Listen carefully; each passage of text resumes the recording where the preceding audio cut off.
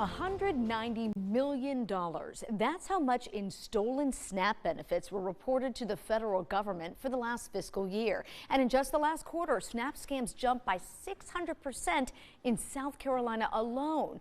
But at the end of last year, the federal government stopped reimbursing EBT cardholders after a change in the law.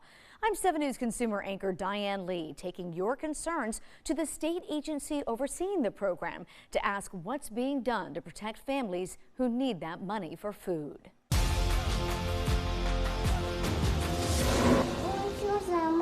When Tammy Malden took custody of her great-granddaughter Scarlett, she never imagined one day they wouldn't have enough food. I'm gonna cry because I had to watch a baby ask me for things day after day, months for months, that I could not give her. Her EBT card with $1,500 in SNAP benefits had been drained by hackers as she tried to buy groceries online. When she reported the scam to the South Carolina Department of Social Services, Malden was shocked to find out where the money had been spent. He said, well, it is showing that your EBT was spent in New York because it shows them in the computer.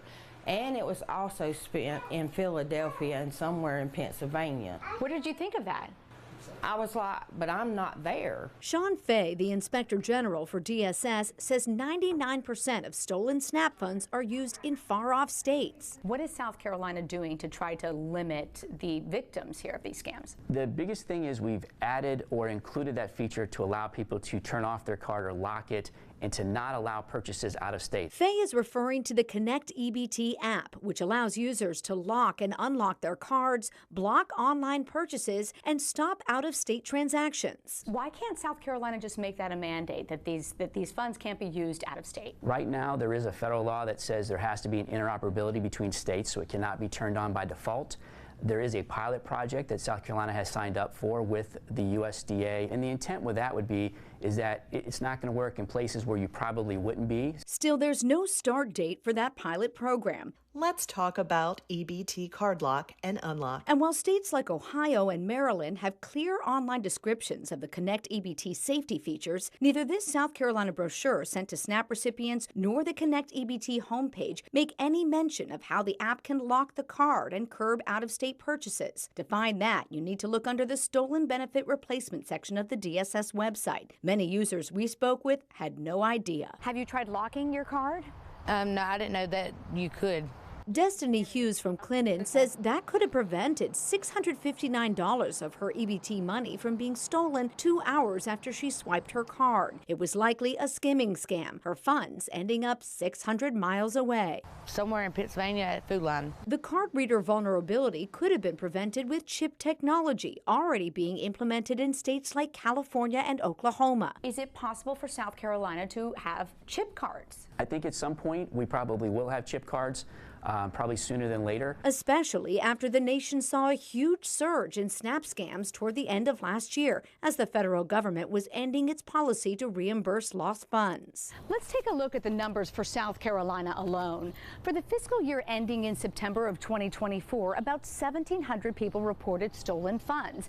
But from just October to December of last year, that number jumped to 12,000.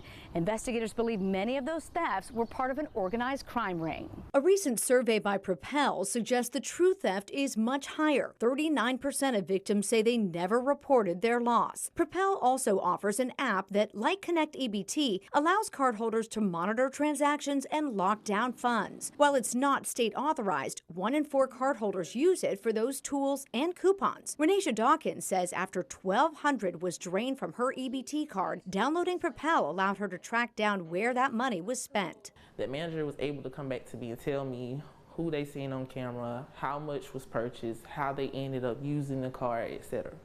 And it was someone you knew? Yeah. The harsh reality, none of these victims got reimbursed. A lot of people are scared and you don't get protected. And I feel like you don't get protected because you're poor. They can only hope the state will work to make sure all EBT cardholders know to lock their funds so no one has to go hungry. So what are scammers doing with the funds? Reports show they buy goods that are easily resold. And there have also been instances where fraudsters were able to set up business accounts to deposit the funds and steal the cash.